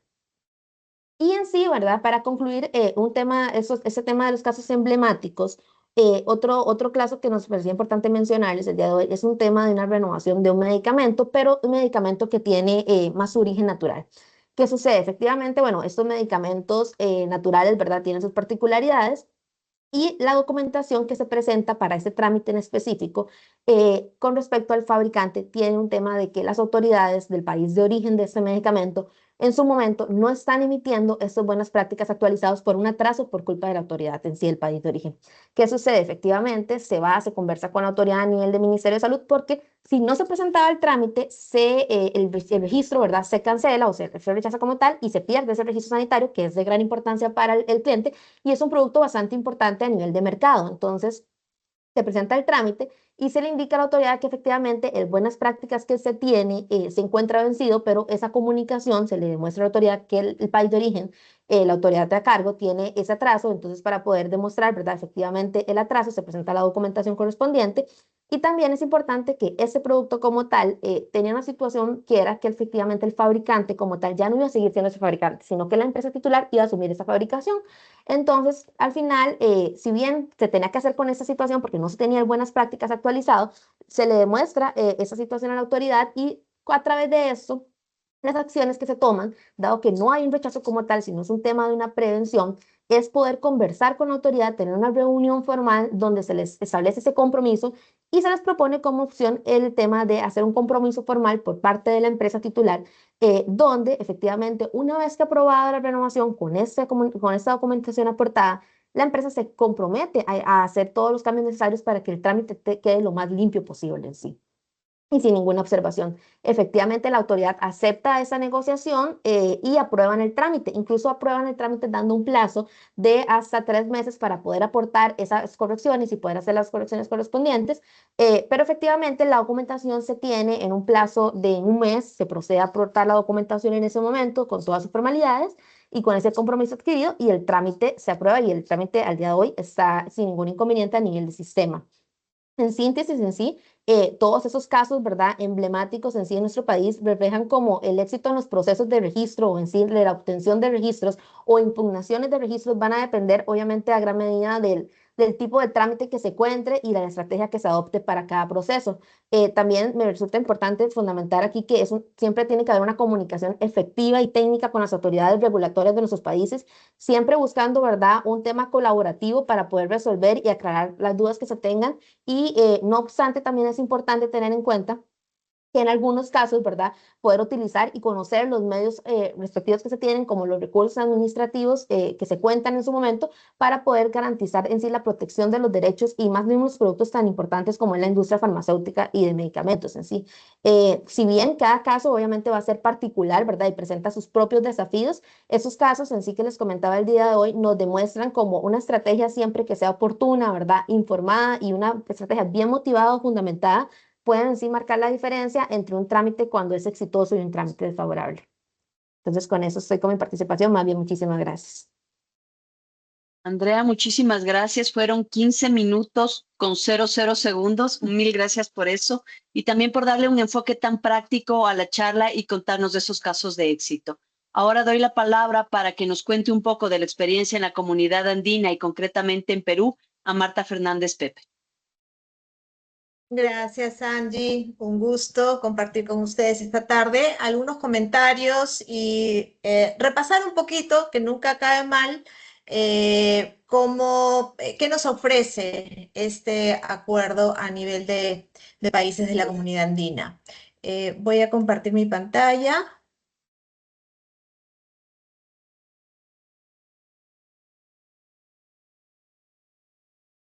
¿Me avisan si se ve?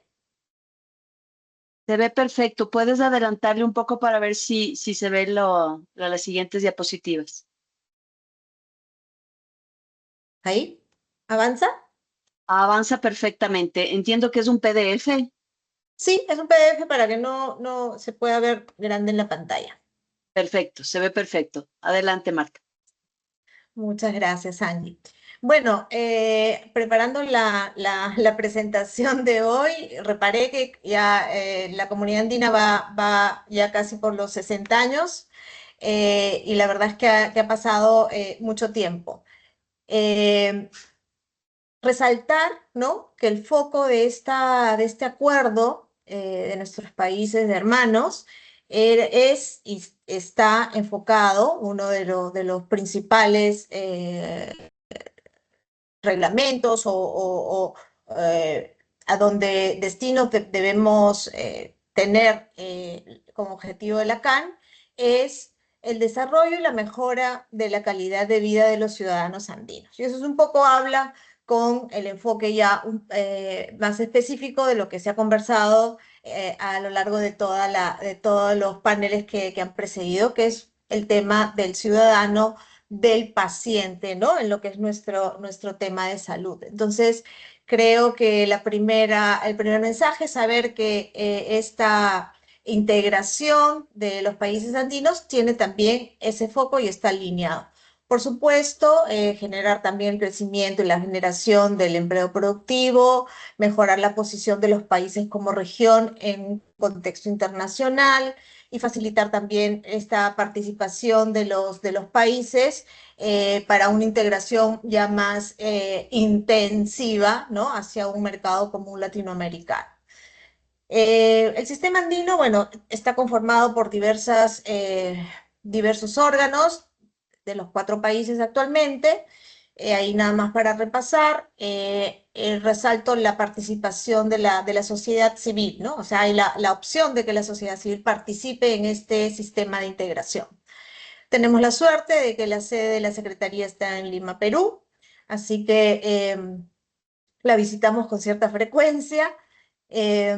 Dentro de los ámbitos de acción de la Secretaría, resalto en lo que está más cercano a nuestra práctica, todo lo que tiene que ver con la sanidad agropecuaria, por ejemplo, la calidad y obstáculos técnicos al comercio y, por supuesto, todo el tema referido a la propiedad intelectual.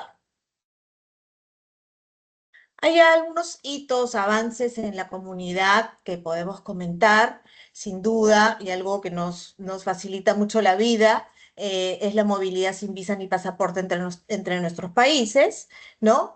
Y lo otro que también es parte de nuestro día a día son las normas que rigen toda la parte de propiedad intelectual, derecho de autor, y como veremos a continuación, algo más relacionado con la industria de la salud y life science, ¿no?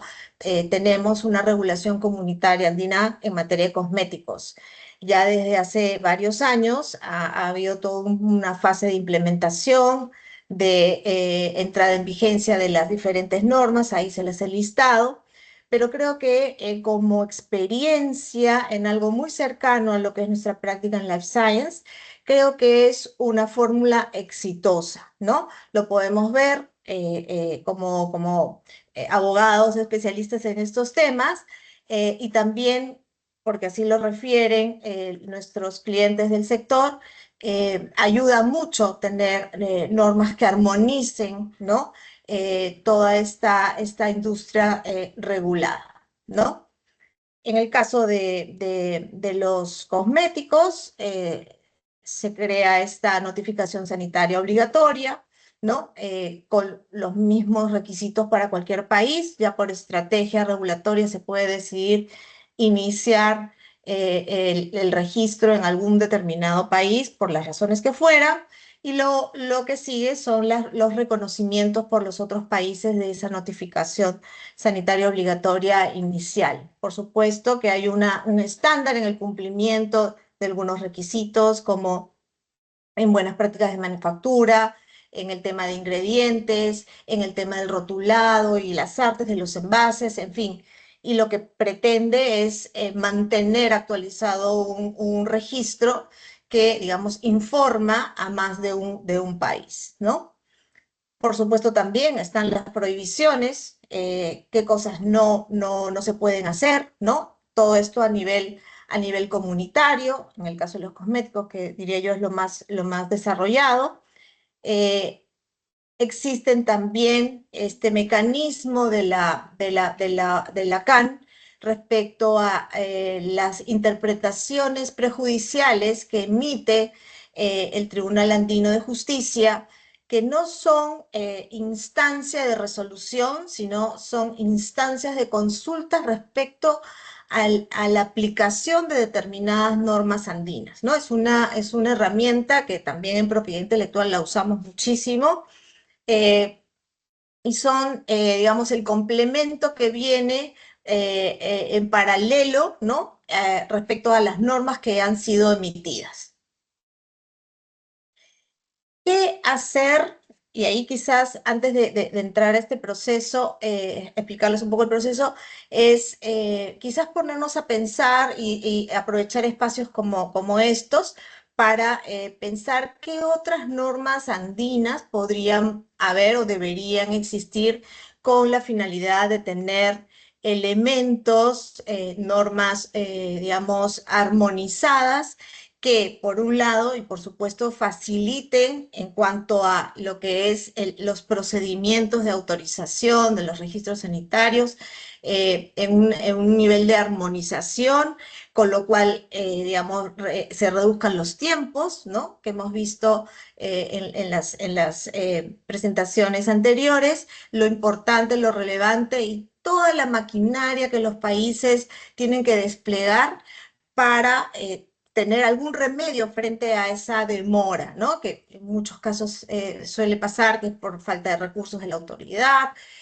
por la acumulación de procedimientos desde la pandemia, en fin, hay tantas razones por las cuales las cosas no marchan a los tiempos que las propias normas muchas veces las establecen, ¿no? Entonces, quizás reflexionar y pensar por qué no hay una norma andina, por ejemplo, para los registros de productos farmacéuticos o algún tipo de producto farmacéutico que nos ayude, que converse con esa prontitud que se necesita para precisamente beneficiar, ¿no? a ese ciudadano que necesita una atención de salud, ¿no?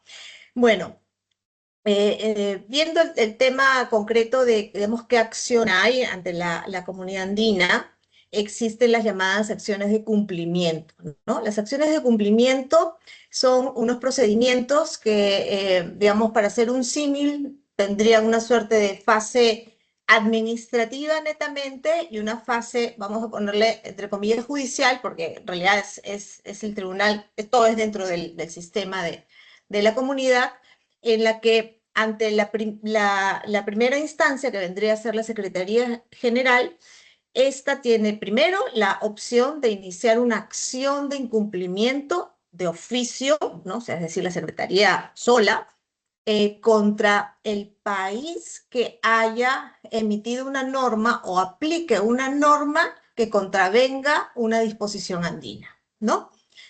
Esa es facultad, la tiene de oficio, pero también, y esto es lo más importante, que estas acciones de incumplimiento pueden ser sometidas, presentadas por país miembro, o sea, como país, pero también por particulares, ¿no? Empresas, personas naturales o jurídicas. Entonces, es una, digamos, administración de justicia que llega al ciudadano, ¿no?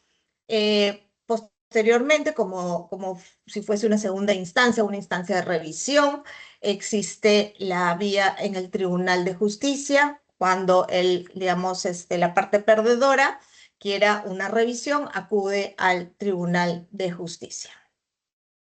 Esto es un poco el flujograma, y aquí lo que simplemente quiero resaltar son los plazos relativamente cortos que se manejan en este procedimiento. Incluso cuando no hay sustento para las prórrogas y los plazos se pueden exceder, se aplica una suerte de silencio positivo o negativo, ¿no? Del que se ha estado conversando en las anteriores, en el anterior panel.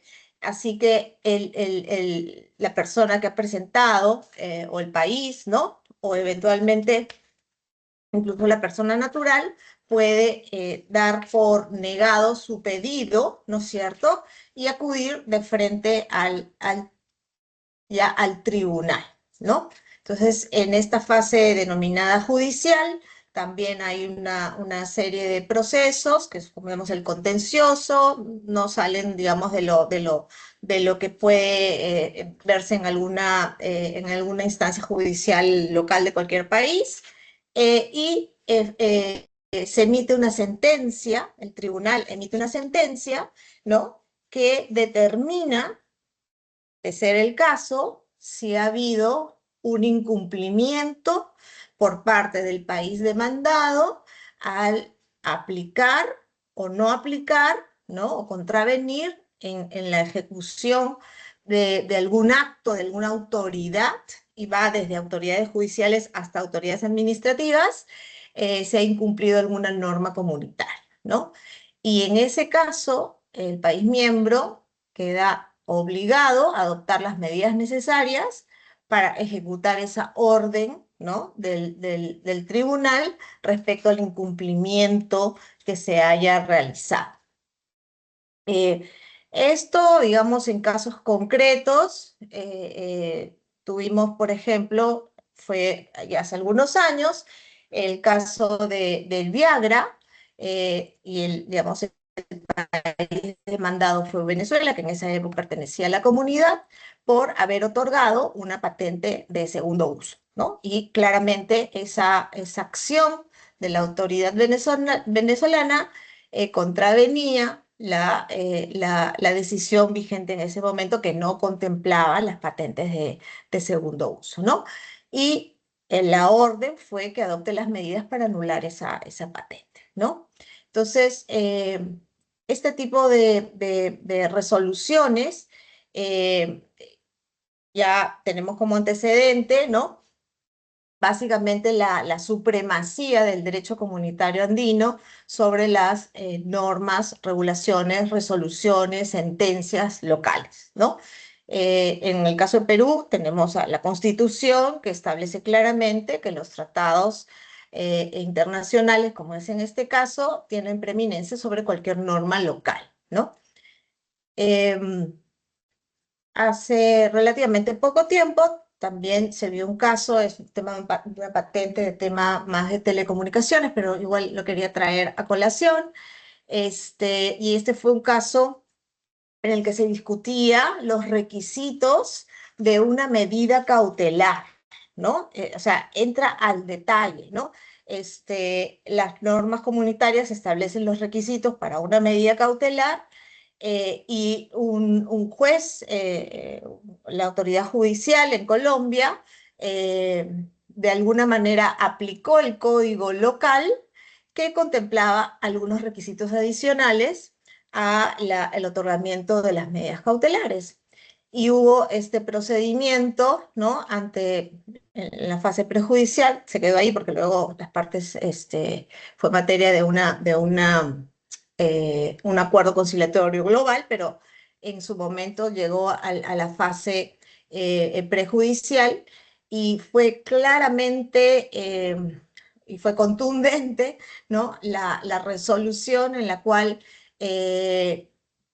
la, la, la cantidad de requisitos que establecía la decisión, ¿no es cierto?, eran menores a los contemplados en el Código Procesal, los cuales además estaban sustentados en la ley correspondiente, estaban sustentados incluso en la teoría, ¿no? En los requisitos de las medidas cautelares, como la necesidad, efectividad, proporcionalidad de la medida, y eso no aparece textualmente en la decisión, pero la resolución fue indicando que tenía que, y ni siquiera aplicando el principio del complemento indispensable, que es una manera de decir, no, o sea, hay esto, pero se necesita algo porque si no, no tiene sentido, o es parte de la figura jurídica, en fin, no fue atendido, y fue una aplicación muy estricta, y se determinó que los únicos requisitos para las medidas cautelares eran las que constaban en la norma, en este caso en materia de patentes, ¿no? Así que tenemos diversos ejemplos o diversas oportunidades para poder evaluar y quizás repensar y aprovechar este sistema de integración entre los países de la comunidad, que sin duda creo que con una visión focalizada, centrada en lo que es el beneficio del ciudadano, creo que nos podría ayudar, ¿no es cierto?, en colaborar con esta idea, con este fin de tener una mejor sociedad y en el caso de ciudadanos respecto de la salud, mejor atendidos, con productos de mejor calidad, con tiempos de respuesta adecuados para poder atender todas esas necesidades de salud, ¿no? Así que con esto concluyo y agradeciendo por supuesto a Moni y a Angie por la convocatoria. Siempre es muy grato compartir con ustedes y con los excelentes expositores que me han precedido. La verdad, he estado escuchando todas las ponencias y me llevo mucho aprendizaje de toda esta jornada. Muchas gracias. Muchas gracias, Martita, a ti por la claridad de siempre y por compartir todas esas sentencias del Tribunal de Justicia de la Comunidad Andina. Como yo he dicho públicamente varias veces, soy una fiel creyente del proceso andino y esto no hace más que reafirmarlo. Tengo algunas preguntas en el tintero. En honor a tiempo haré un par nada más. Y tengo una pregunta para Andrea. No sé si puedes prender tu cámara, por favor. La pregunta es, ¿qué tal es la apertura de la autoridad en Costa Rica a fin de dialogar y que se reversen posibles errores directos de la administración? Veamos el ejemplo que nos daba Ignacio sobre la ley del lobby y personalmente me ponía verde de la envidia. Entonces sí nos gustaría escuchar cómo se maneja ese tema en Costa Rica y también nos gustaría escuchar en Perú y si puede ser también en México.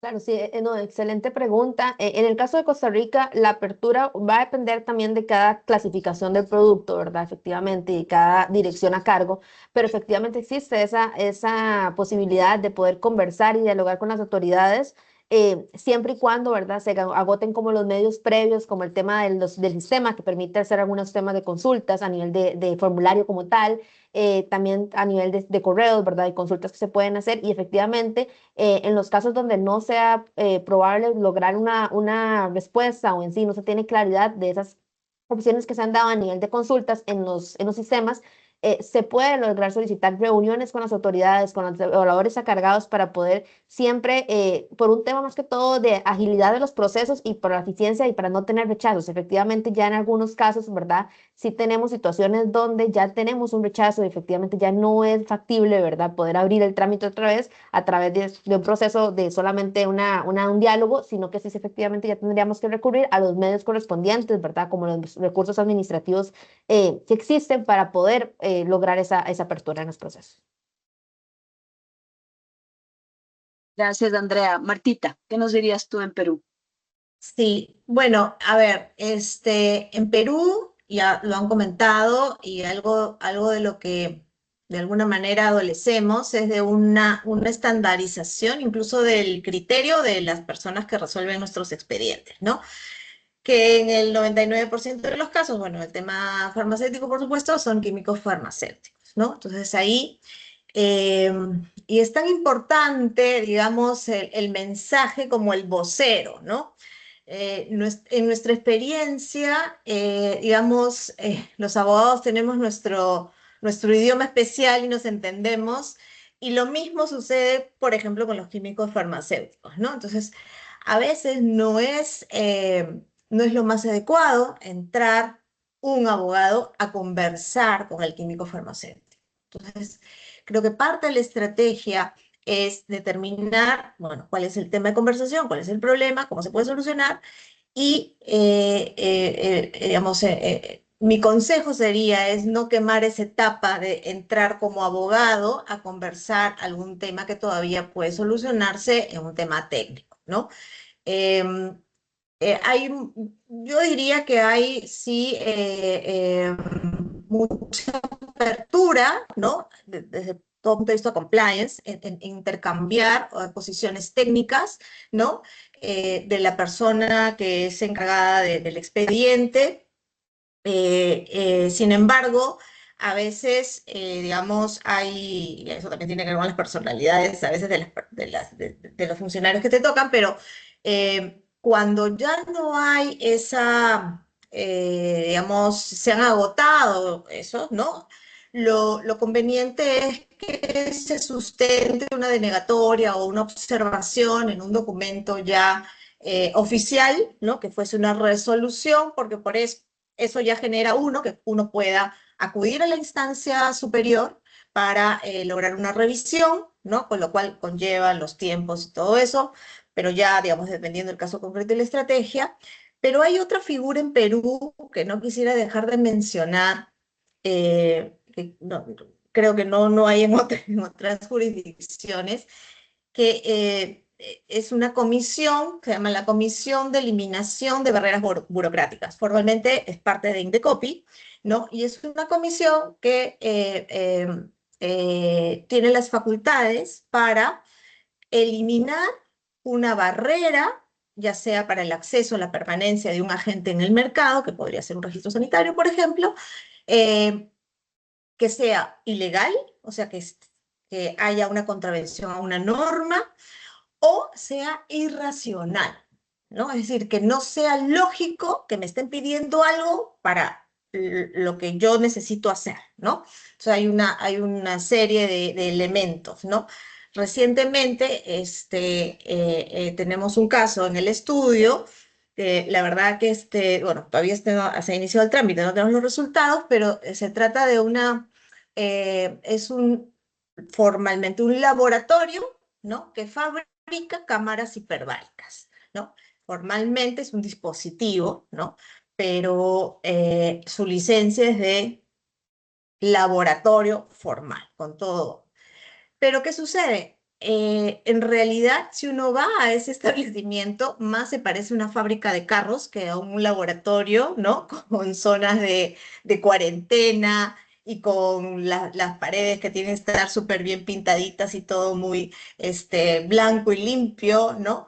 Estamos, digamos, discutiendo los requisitos, porque no hay diferencia, para una entidad como esa, al que se le aplican, ¿no es cierto?, los requisitos de un laboratorio farmacéutico en el que podrían estar manejándose, pues, productos biológicos, ¿no? Entonces, hay esta discrepancia y, por supuesto, han habido inspecciones de la autoridad y les han cerrado el establecimiento y estamos en esa situación y hemos llevado este tema, ya quizás en alguna próxima conferencia les pueda contar los resultados, pero hemos cuestionado como barrera burocrática todo este marco legal aplicable formalmente a laboratorios cuando yo no soy un laboratorio. En este caso es una fábrica, ¿no? Como les decía, más se parece a una fábrica de vehículos, de automóviles, que a un laboratorio de productos farmacéuticos. Así que hay varios mecanismos y creo que la experiencia y también el tipo de gestiones que se tienen que hacer, siempre con la ley en la mano, debe ser muy customizado a la necesidad del caso, del producto, del cliente, ¿no? Así que así es como procedemos. Gracias, Martita, por esos consejos tan prácticos y por compartir este caso y esperamos la resolución del mismo. Ignacio, la verdad es que me quedé muy atenta a tu presentación, sobre todo en el hecho de aquellos puntos prácticos, aquellos consejos prácticos que nos compartías.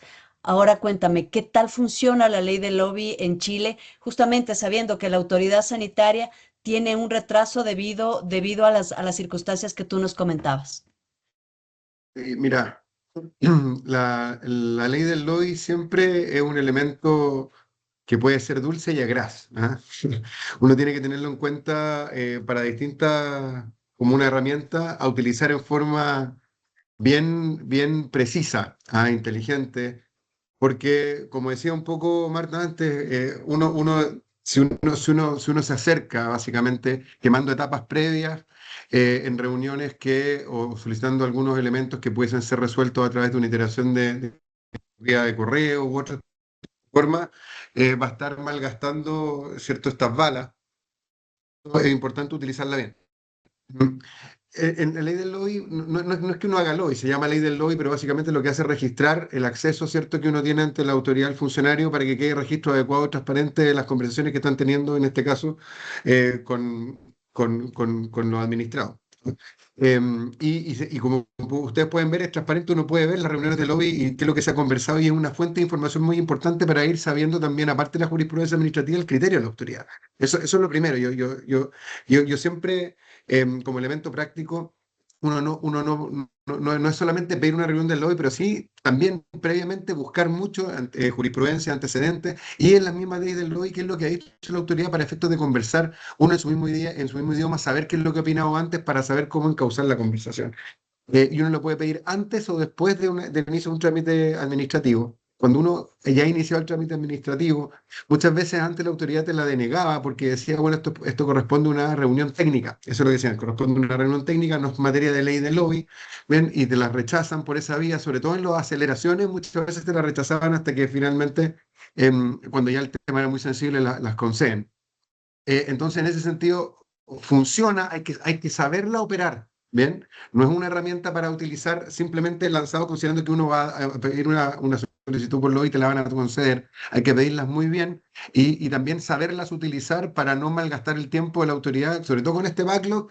Muchas veces la autoridad que ha recibido muchos lobbies simplemente la rechaza o te la otorga para, no sé, 2 meses más. ¿Bien? Entonces hay que saber muy bien cómo utilizarla, pero cuando funciona es un elemento muy práctico, e incluso no solamente frente a la autoridad reguladora fiscalizadora, sino que también para convocar a otras autoridades que también están sometidas o sujetas a la ley del lobby, para efectos de poder interaccionar con ellas, para triangular con distintas autoridades de salud, para efectos de poder tratar de sensibilizar cuando así amerita el caso, para la celeridad. ¿Mm? Muchísimas gracias, Ignacio, por esa precisión. Humberto, nuevamente gracias porque sabemos que ya es de madrugada donde estás. Y una pregunta, la misma pregunta que plantea Andrea y que plantea Marta. ¿Cuál es la apertura o cómo se maneja esa apertura con la autoridad en México a fin de dialogar y procurar que se reversen los posibles errores directos de la administración? Mire, en México nunca ha existido realmente un mecanismo formal o estandarizado para que existan esos acercamientos con la autoridad, reuniones técnicas eh, o de cualquier otra índole. No obstante, de varios años para acá, estoy hablando de 4 o 5 años, la COFEPRIS ha implementado una política de puertas muy cerradas. Es muy complicado de ordinario poder conseguir un acercamiento con la autoridad para hacerle ver algún error o para comentar alguna precisión, ya sea jurídica, administrativa o técnica. Se ha vuelto muy, muy, muy complicado hacerlo. Por lo tanto, el conseguir de COFEPRIS que enmiende motu propio algún error o algún fallo o algún criterio que esté teniendo equivocado resulta muy difícil. En general, la recomendación y lo que se hace de ordinario es pues intentar a través de correos electrónicos, eh, mucha presión a través de correos electrónicos, copiar a todas las autoridades encargadas, hasta el comisionado. eh, y pues meter mucha presión por ahí. Pero de ordinario, una llamada, una reunión, ya sea presencial, se vuelve algo muy difícil. Este, sí, así es la situación actual hoy en día. Muchísimas gracias, Humberto, y muchísimas gracias a los 4 panelistas por compartir su experiencia desde el punto de vista práctico, por esa claridad y por todos esos consejos que estoy segura que servirán de mucho para nuestra audiencia. Y soy la encargada de dar las palabras finales de este primer seminario. Para Legari y para ABL es un verdadero orgullo haber contado con estos panelistas, de haber contado con toda la audiencia que nos ha acompañado. Decirles que el seminario estará en la web. Les compartiremos oportunamente el link tanto a los panelistas como a todos los participantes para que pueda ser esto una fuente de consulta, porque resulta importante, más bien resulta imprescindible compartir estas experiencias a lo largo de toda nuestra América Latina, justamente para enriquecernos. Hablábamos de armonización y yo creo que desde el punto de vista profesional está en nuestras manos trabajar también por esa armonización. Hemos visto que tanto desde el punto de vista de patentes, desde el punto de vista de publicidad, de protección de datos, en el tema regulatorio, lo principal es la estrategia. Una estrategia que vele por los intereses de nuestros clientes, pero que también vea por el consumidor y el cumplimiento de normas técnicas y de normas jurídicas. Les dejo con eso. Quiero agradecer a Mónica, que ha sido la ideóloga de todo este tema, a cada uno de los panelistas y a todos quienes nos han acompañado en las últimas 5 horas. Que tengan una buena tarde o una buena noche donde quiera que estén. Muchas gracias. Que estén muy bien. Adiós. Estén muy bien, gracias a todos.